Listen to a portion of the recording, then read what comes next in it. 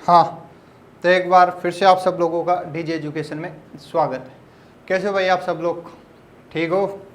मज़ा में? तैयारी कैसी चल रही है?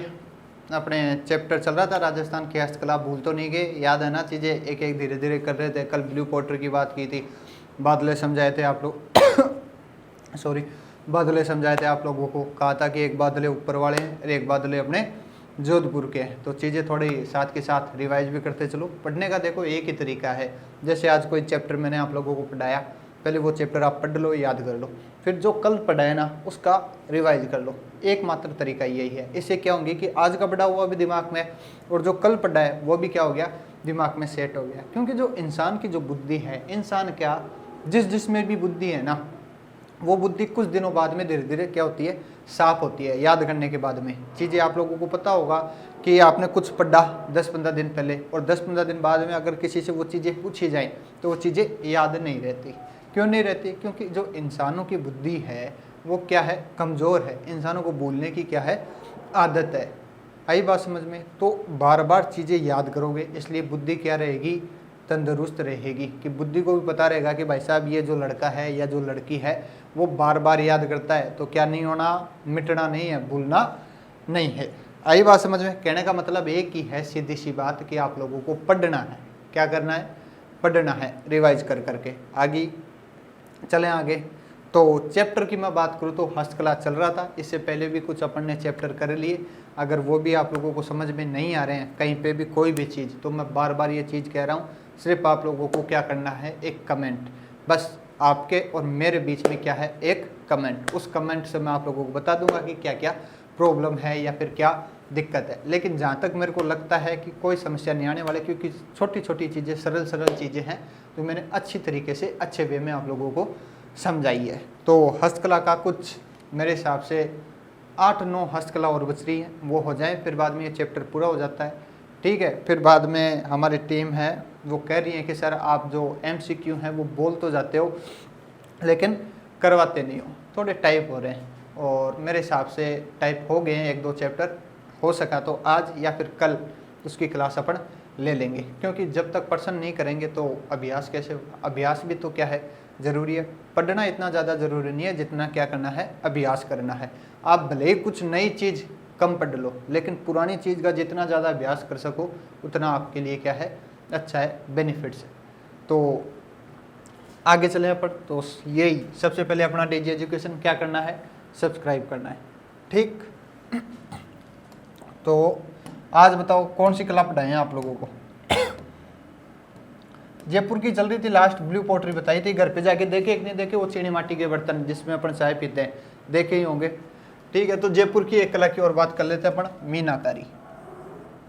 क्या? मीनाकारी। पहला प्रश्न तो यही है कि ये फेमस कहाँ की है।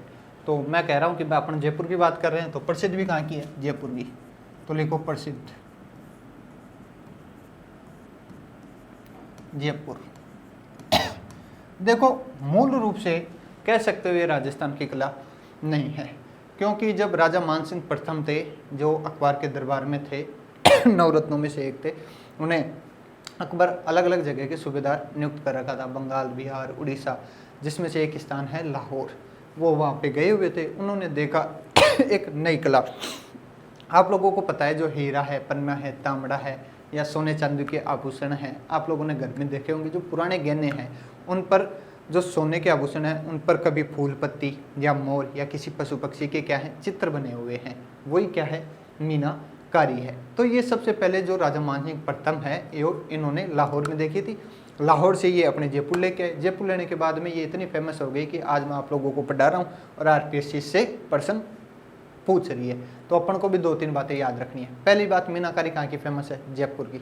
दूसरी बात, कौन लेके आए, राजा मानसिंह प्रथम लेके आए। तीसरी बात, कहाँ से लेके आए, लाहौर से लेके आए। चौथी बात क्या है, आगे बताऊंगा आप लोगों को, इतने लिखो। तो लिखो, यह कला राजा मानसिंह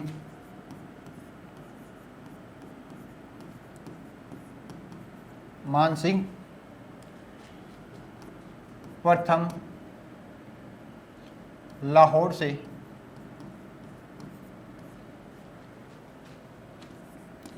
लाहौर से लाए थे।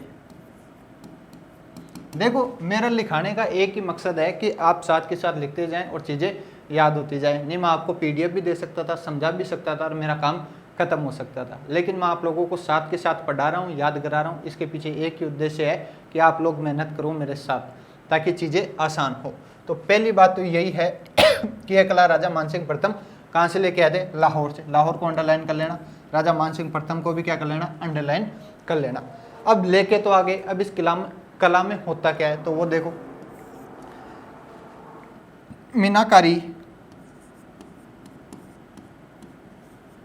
मीनाकारी में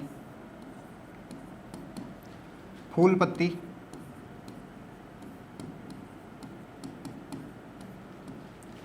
मोर आदि के चित्र बनाए जाते हैं, या चित्र की जगह ऐसा कर लो, फूल पत्ती मोर आदि का अंकन किया जाता है। अंकन ज़्यादा बेस्ट रहेगा चित्रकारी की जगह। फूल पत्ती मोर आदि के अंकन किए जाते हैं, या आदि का अंकन किया जाता है, किया जाता है। अब कहाँ किया जाता है वो आगे करेंगे अपन बात। तो दो लाइनें हैं। पहले तो यह है कला राजा मानसिंह प्रथम लाहौर से लाए थे। मीनाकारी में फूल पत्ती मोर आदि का अंकन किया जाता है। ये कहा कर लेना, क्या किया जाता है? अंकन किया जाता है। तो आगे चलो, कहाँ पर किया जाता है? तो लिखो, यह कला मूल्यवान कोमा अर्धमूल्यवान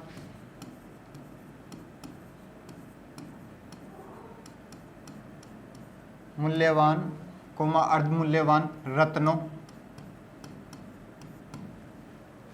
तथा सोने चांदी के आभूषणों पर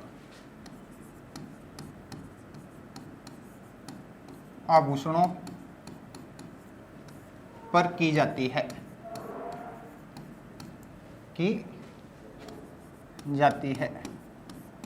आगे बात समझ में? कहाँ की जाती है? मूल्यवान अर्धमूल्यवान रत्न। रत्न क्या हो गए? जैसे पन्ना हो गया, तांबड़ा हो गया, और कई रत्न आते हैं, लेकिन जो फेमस है उनके नाम मैंने आप लोगों को बता दिए। सोना चांदी आप लोगों को पता ही है, कौन छोड़ता है आजकल के ज़माने में सोना और चांदी। वैसे भी इनके भाव आसमान छू रहे के आभूषणों पर की जाती है। मैंने बता दिया। अगर फिर भी समझ में नहीं आए तो मम्मी से कहना कि पुराने कुछ गहने दिखाओ, तो उन गहनों पे देखना कहीं पे फूल बने हुए हैं, कहीं पर मोर बना हुआ है, कहीं पर और कोई पक्षी या जानवर पशु बने हुए हैं। लेकिन वर्तमान में है, नवाचार है, नई दौर है, नई पीढ़ी है, तो इसमें भी क्या आ गया? इनोवेशन आ गया। अब पता नहीं क्या क्या छाप रहे हैं, क्या क्या लगा रहे हैं, तो उसमें नहीं जाना। अपन को मीनाकारी की जो बेसिक डेफिनेशन है वो ये है, सारी चीज़ें जहाँ से प्रश्न बन सकता है। पहला प्रश्न तो ये बनता है कि कौन लेके आए थे? राजा मानसिंह प्रथम लेके आए थे। दूसरा प्रश्न कहाँ से लेके आए थे? लाहौर से लेके आए थे। अब मीनाकारी में किया क्या जाता है? तो फूल पत्ती मोर आदि का अंकन किया जाता है। अब किया कहाँ जाता है? तो मैंने बताया, मूल्यवान अर्धमूल्यवान रत्नों और सोने चांदी के आभूषणों पर यह कला की जाती है। लिख लो जल्दी से, फिर अपन आगे चलेंगे।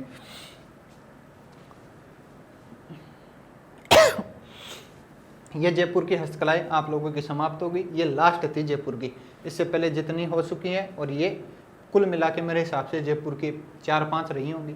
याद कर लेना। लिख लिया? ये लो, आगे वाली भी लिख लो। ये भी लिख ली। आगे चले तो चलो, अब लिखो आज की सेकंड हस्तकला, जिसका नाम है टेराकोटा। टेराकोटा। अब टेराकोटा कहाँ की प्रसिद्ध है? पहली बात तो यही, तो लिखो प्रसिद्ध है अपना एक जिला है राजसमंद। राजसमंद में एक गांव है मोलेरा। कौन सा? मोलेरा। कहाँ पर है? राजसमंद। और राजसमंद कहाँ है ये बताने की जरूरत है क्या? नहीं बताने की जरूरत है ना? ठीक है, राजस्थान के निवासी हो, आराम से पता है। अपन बात कर रहे हैं किसकी? टेराकोटा की। पहला प्रश्न ये है, कहाँ की प्रसिद्ध है? मोलेरा, राजसमंद। जितने स्टार मार्क लगा सकते हो, क्या? जितने लगा लेना, पर्सन बनता ही बनता है, चाहे आरएस मेंस हो, प्री हो, E&RO हो, या CET हो, राजस्थान पुलिस हो, या और भी वीडियो पटवारी, जो आप जितने नाम दे सकते हो, सबके लिए क्या है, इम्पोर्टेंट है, पर्सन बनता ही बनता है। आरएस मेंस में 50 वर्ड में ये पर्सन पूछा गया है, प्री में तो पता नहीं कितनी बार पूछा गया है। तो स्टार मार्क कर लेना, चीज़ें याद करना। किसके बारे में? टेराकोटा के बारे में। पहली बात आती है भाई साहब, इतना फेमस है, इतना इम्पोर्टेंट है, तो है क्या? अंदर जाना चाहिए, सोचना चाहिए, विचार करना चाहिए। तो ये है मिट्टी की मूर्तियाँ। टेराकोटा क्या है? मिट्टी की मूर्तियाँ। तो लिखो शाब्दिक अर्थ, शाब्दिक अर्थ। तो शाब्दिक अर्थ है मिट्टी की मण मूर्तियाँ, मिट्टी की मण मूर्तियाँ। मूर्तियाँ तो सब समझते हो, अब मण मतलब जिनमें जीव नहीं हो, ठीक है। ऐसे समझ में नहीं आया तो मैं समझाता हूँ। आप लोगों ने रक्षाबंधन पे राखी बंधवाई होगी, फिर उसके कुछ दिन बाद, 10-15 दिन बाद में आपने वो राखी उतारी होगी, गोगा जी के चढ़ाई होगी, गोगा जी धोखते हैं, उस समय वो राखियाँ उतारी जाती हैं। तो आप लोगों ने गौर किया होगा, जो गोगा जी की मूर्ति है वो मिट्टी की बनी होती है, मिट्टी की बना होता है, ठीक है, और बीच में लकड़ी बांस वगैरह फंसाए होते हैं। तो वही क्या है? मण मूर्तियाँ। ये तो उदाहरण है गोगा जी की, ऐसी पता नहीं कितनी बनती है, पाबू जी की भी बनती है, हड़बू जी की भी बनती है, गोगा जी की भी बनती है, अपने जो शिव जी हैं, गणेश जी हैं, या इंसान हैं जो खेलने के खिलौने हैं, वो भी बनते हैं। किस में? टेराकोटा में, मिट्टी की मण मूर्तियाँ। समझ में आ गई चीज़? मतलब जो पकी हुई मिट्टी है उससे जो मूर्तियाँ बनाई जाती है वही क्या है? टेराकोटा। आई बात समझ में? तो लिखो इसके बारे में, 2 नंबर में पूछ ले। ये भी प्रश्न पूछा गया है कि टेराकोटा का शाब्दिक अर्थ क्या होता है? तो मिट्टी की मण मूर्तियाँ। मण मतलब जिनमें जान नहीं हो, ठीक है। फिर परिभाषा लिख लो, कहीं काम आई जाए। तो लिखो पकी हुई मिट्टी से, पकी हुई मिट्टी से मण मूर्तियां बनाने की कला को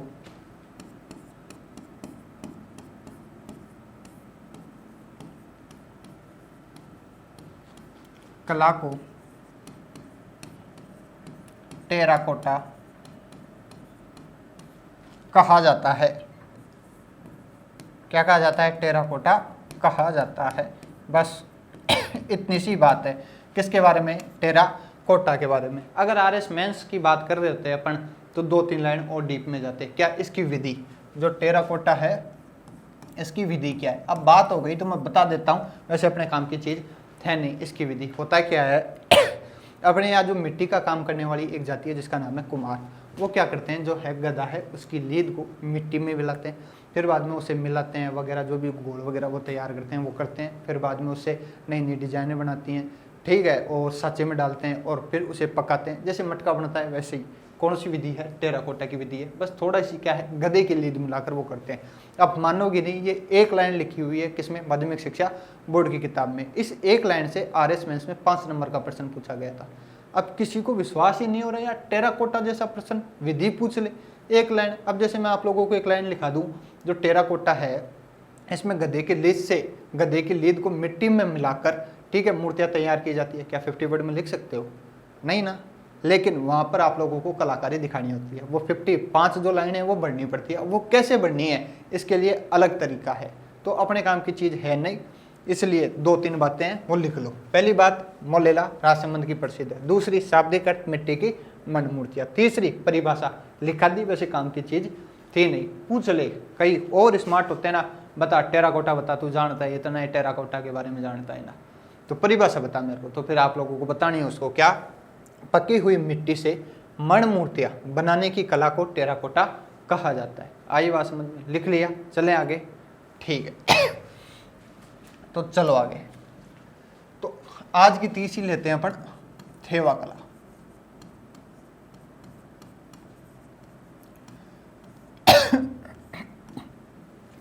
थेवा कला, थेवा कला की मैं बात करूं तो पहली बात, ये प्रसिद्ध कहाँ की है?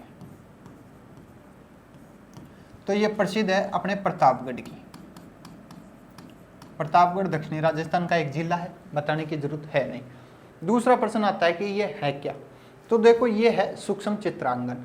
तो तीसरा प्रश्न आता है किस पे चित्रांकन भाई, तो यह है कांच पर।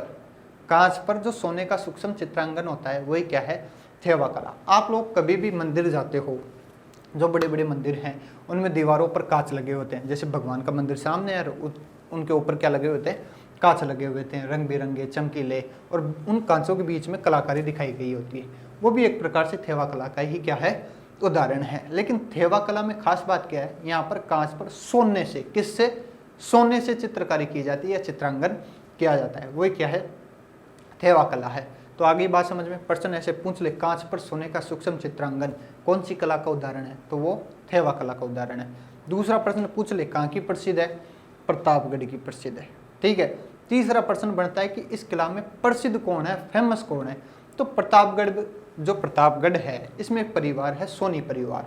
जैसे हर परिवार का एक क्या होता है, बिजनेस होता है, वैसे जो प्रतापगढ़ का सोनी परिवार है उसका बिजनेस क्या है, थेवा कला है। वो इस कला में क्या है, माहिर है। तो प्रश्न पूछ ले कि इस कला में कौन सा परिवार माहिर है, सोनी परिवार माहिर है।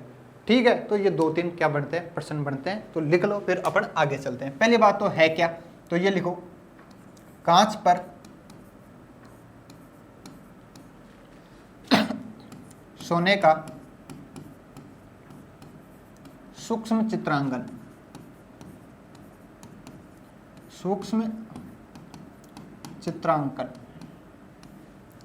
ही थेवा कला है, कला है। अगर ऐसे समझ में नहीं आए तो अपने आसपास के किसी बड़े मंदिर में जाना और वहां पे देख लेना, दीवारों पर कांच लगे हुए हैं, कांच पर ठीक है अलग अलग डिजाइन, चित्रकारी, कहीं बीच में फोटो और पता नहीं क्या क्या लगाए होते हैं, वो जाके देखना, आराम से चीजें समझ में आ जाएंगी। अगर इतना भी कष्ट नहीं होता कि मंदिर में जाके धोख दे ले तो गूगल बाबा के धोख दे लेना, गूगल बाबा पे क्या कर लेना, सर्च कर लेना। हालांकि दिमाग में मैंने इतना बताया, फोटो क्लिक हो गई होगी कि कांच पर सोने का सूक्ष्म चित्रांकन ही क्या है, थेवा कला है। ठीक है। दूसरी बात देखो, पहले तो मुख्यतः ना बेल्जियम कांच का, कौन से कांच का, बेल्जियम कांच का प्रयोग किया जाता था मुख्यतः पहले, लेकिन अब तो टेक्नोलॉजी आ गई। ठीक है। तो जो अलग अलग कांच हैं उन पर भी इसका क्या किया जा रहा है, प्रयोग किया जा रहा है, यूज किया जा रहा है। फिर भी ध्यान रखना नॉलेज के लिए, मुख्यतः बेल्जियम कांच का प्रयोग किया जाता है। फिर एक बात और लिखनी थी, इस कला में सोनी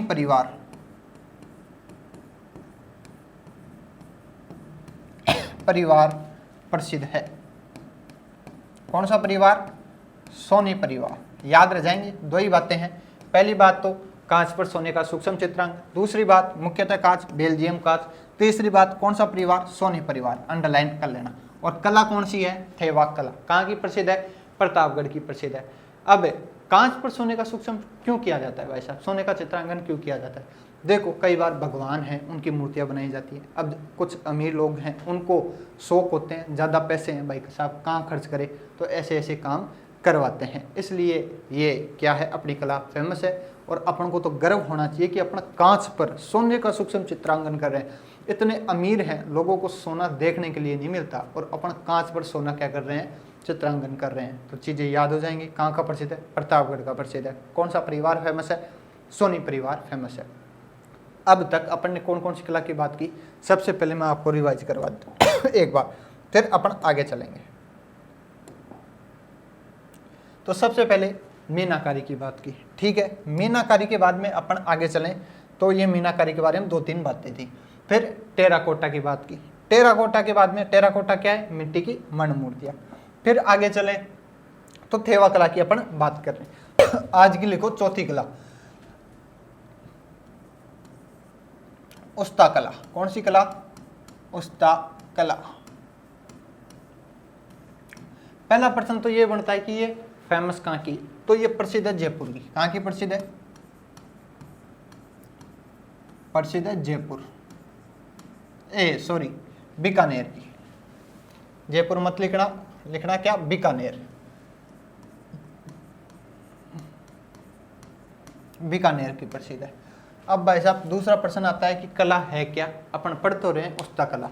तो आप लोगों ने देखे होंगे कि कुछ इंसान है, ठीक है, और कुछ इंसान है। एक इंसान टैटू बनाने का काम करता है और एक इंसान टैटू बनवाने का काम करता है। तो एक प्रकार से उस्ता कला भी ऐसी है। टैटू जो है आजकल इंसान ज़्यादा बना रहे हैं, पहले जानवरों पर भी बनते थे और अभी भी बन रहे हैं। तो अपने एक पशु है जिसका नाम है ऊँट, उस पर जो कलाकारी दिखाई जाती है खाल पर, वही क्या है, मतलब ऊँट की खाल पर एक प्रकार से टैटू ही, वो क्या है, उस्ता कला है। अब खास बात क्या है कि ये टैटू है ना नॉर्मल पेन से नहीं बनता, ठीक है, या जो नॉर्मल स्याही आती है उससे नहीं बनता। ये बनता है, इसके लिए स्याही यूज में ली जाती है स्वर्ण।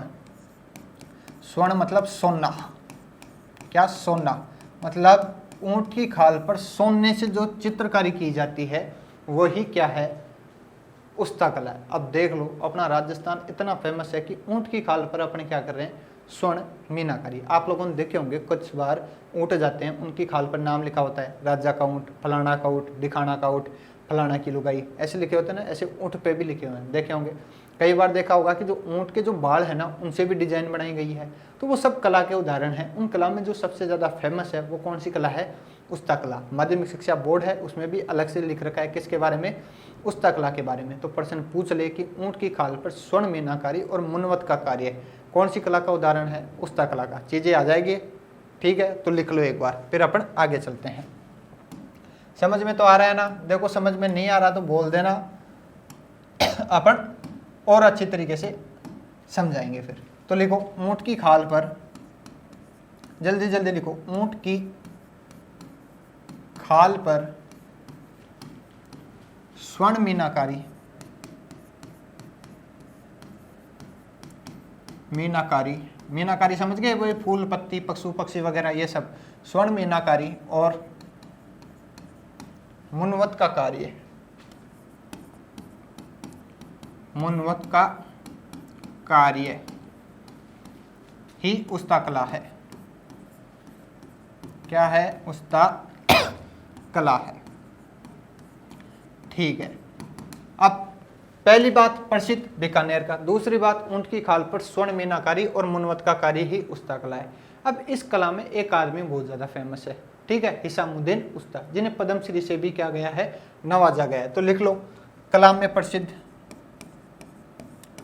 प्रसिद्ध कलाकार लिख लो, व्यक्ति लिख लो, कुछ भी लिख लो, नाम है हिसामुद्दीन उस्ता, हिसामुद्दीन उस्ता, ये उस्ता फैमिली से ही है। दूसरा, गवर्नमेंट ने भी इसके लिए एक केंद्र बनाया है, प्रशिक्षण केंद्र। क्या बनाया है, प्रशिक्षण केंद्र। आप लोगों को नोटिस किया होगा कि जो राजस्थान की हस्तकला है वो धीरे धीरे क्या हो रही है, पिछड़ती जा रही है। अपन अपनी कला में काम नहीं कर रहे, अपन काम कर रहे हैं गूगल पे, यूट्यूब पे, फेसबुक पे। अब हस्तकला तो कहाँ रह गई भाई साहब। तो गवर्नमेंट कुछ प्रयास कर रही है किन्हें, हस्तकला को बढ़ावा देने के लिए। तो उसी प्रयास का एक नतीजा है, क्या है, ये उस्ता कला का एक प्रशिक्षण केंद्र, कि वहाँ पर जाओ, आप ये कलाकारी सीख सकते हो और अपना रोजगार खुद बना सकते हो। और इस प्रशिक्षण, ये जो केंद्र है वो कहाँ है, ये कला कहाँ की फेमस है, बीकानेर की। तो ये प्रशिक्षण केंद्र भी कहाँ का है, बीकानेर का। और इसका नाम भी देखना चाहो तो वो लिख लो, नाम है केमल, केमल यानी ऊँट, तो camel height training centre, training centre. यहाँ ट्रेनिंग दी जाती है, ऊँट के बारे में भी थोड़ी बहुत जो जानकारी है वो दी जाती है। तो एक बार लिख लो, मैं साइड हट जाता हूँ, किसके बारे में, उस्ता कला के बारे में। बीकानेर का प्रसिद्ध है, ऊँट की खाल पर स्वर्ण मीनाकारी का कार्य और स्वर्ण मीनाकारी और मुनवत का कार्य क्या है, उस्ता कला है। प्रसिद्ध कलाकार कौन है, हिसामुद्दीन उस्ता है, ठीक है। और फिर प्रशिक्षण केंद्र की मैं बात करूँ तो कहाँ है, बीकानेर में, और नाम क्या है, केमल हाइट ट्रेनिंग सेंटर। लिख लिया, चले आगे। तो चलो भाई, लिख लिया ना, हाँ। और पांचवी कला लिखो आज की, लाख का काम। क्या, लाख का काम। अब लाख आप सब लोगों को पता है, लाख क्या है, पेड़ पौधे से मिलती है, ठीक है, जीव जंतुओं से भी लाख मिलती है। आप लोगों ने घर पे देखा होगा, जो मम्मी है कई बार कहती है, मम्मी दादी, कि कहाँ जा रहे हो, ठीक है, तो आप पूछते हो, सॉरी मम्मी से आप पूछते हो कि मम्मी आप कहाँ जा रहे हो, तो मम्मी कहती है चूड़ी वाली दुकान पे। तो बोले चूड़ी वाली दुकान पे क्यों, बोले लाख की चूड़ी लेने जा रहे हैं। कहाँ, लाख की चूड़ी, नाम सुना होगा, वही क्या है, ये लाख है। लेकिन आज मैं आप लोगों को बताता हूँ, लाख से चूड़ियाँ ही नहीं, खिलौने भी बनते हैं, पेन पेंसिल भी बनते हैं, जो कि यूज़ लेने लायक नहीं होते। लेकिन जितना सजावटी सामान लाख से बन सकता है वो सारा बनता है। अपने काम की चीज़ें वो नहीं है। अपने काम की चीज़ है कि लाख का काम प्रसिद्ध कहाँ कहाँ का है। तो 3 क्षेत्र हैं, एक तो सवाई माधोपुर, दूसरा एक लक्ष्मणगढ़ और तीसरा एक इंद्रगढ़। ये लाख के काम के लिए पूरे राजस्थान में बहुत ज़्यादा फेमस है। ठीक है, तो लिखो प्रसिद्ध। ये तीनों जगह आप लोगों को याद होनी चाहिए। क्या याद होनी चाहिए? प्रश्न ऐसे पूछ ले, निम्न में से कौन सी जगह लाख के काम के लिए प्रसिद्ध नहीं है, या कौन कौन सी जगह लाख के काम के लिए प्रसिद्ध है। छठ वाले, मिल वाले, जो भी करना है वो कर ले, तो याद होनी चाहिए। पहला सवाई माधोपुर, सवाई माधोपुर सब लोगों को पता है कहाँ पर है। दूसरा एक है लक्ष्मणगढ़, जो कि अपने सीकर में है। सीकर कहाँ पड़ता है? शेखावाटी में। और एक है इंद्रगढ़, और इंद्रगढ़ कहाँ पड़ता है? बूंदी में। और बूंदी कहाँ पड़ता है? हाड़ौती क्षेत्र में। बस लाख के बारे में इतना ही पढ़ना है, अपन को और कोई झंझट नहीं है। लाख का काम 3 जगह का प्रसिद्ध है, सवाई माधोपुर, लक्ष्मणगढ़ और इंद्रगढ़। आज की ये 5 कलाएं खूब है मेरे हिसाब से। आप लोगों को एक बार शुरू से वापस देख लो। देखना क्या, मैं वैसे ही बता देता हूँ आप लोगों को, चलो फिर भी देख लो, रिवाइज हो जाएगा आप लोगों का। पहला मीनाकारी, प्रसिद्ध कहाँ की? जयपुर की। कला क्या है आप लोगों को पता ही है। लेके कौन आए थे? राजा मानसिंह प्रथम लेके आए थे। कहाँ से लेके आए थे? लाहौर से लेके आए थे। फिर बाद में मैं आगे चलूँ तो किस पर की जाती है? मूल्यवान, अर्धमूल्यवान पत्थरों, रत्नों पर की जाती है। और सोने चांदी के आभूषणों पर की जाती है। टेराकोटा क्या है? कहाँ की प्रसिद्ध है? मोलेला, राजसमंद की प्रसिद्ध है। शाब्दिक अर्थ मिट्टी की मण मूर्तियां होती हैं। ठीक है, फिर आगे चलें तो अपन ने बात की थी थेवा कला की, जो कि कहाँ की प्रसिद्ध है? प्रतापगढ़ की प्रसिद्ध है क्या? कांच पर सोने का सूक्ष्म चित्रांकन ही क्या है? थेवा कला है। ठीक है, और कौन प्रसिद्ध है? प्रतापगढ़ का सोनी परिवार को इस कला में क्या है? महारत हासिल है। फिर अपन ने बात की उस्ता कला, जो कि कहाँ की फेमस है? बीकानेर की फेमस है। ऊंट की खाल पर स्वर्ण मीनाकारी और मनमत का कार्य ही क्या है? उस्ता कला है। प्रसिद्ध आदमी कौन है? हिसामुद्दीन उस्ता। और ट्रेनिंग सेंटर है जिसका नाम क्या है? Camel height training centre. फिर बाद में अपन ने बात की लाख के काम की। मेरे हिसाब से आज के लिए इतना काफ़ी है। 2 2 3 3 4 4 जो हस्तकलाएं अपन लेते चल रहे हैं, आप लोगों को साथ के साथ याद करना है। अब मेरे हिसाब से ज़्यादा 4-5 हस्तकला और बची है, मतलब एक क्लास में मामला सलट जाएगा। तो आप देखो धीरे धीरे चैप्टर के लोड बढ़ते जा रहे हैं। अपन लोक देवता से शुरू करते करते कहाँ आ गए? हस्तकला पर आ गए। अब धीरे धीरे चित्रकला, पता नहीं आगे क्या क्या पढ़ेंगे। तो आपका जो किताब है वो बढ़ती जा रही है, लेकिन अभी भी आप याद नहीं करोगे तो फिर वो बढ़ती जाएगी और एक दिन आएगा वो बंद हो जाएगी। तो बार बार कह रहा हूँ, अभी धीरे धीरे अपन चल रहे हैं, तो चीज़ें अच्छी हैं, छोटी हैं, आसान है, याद हो जाएंगी। तो याद कर लोगे अच्छे बच्चों की तरह। ठीक, कल मिले। Okay, thank you.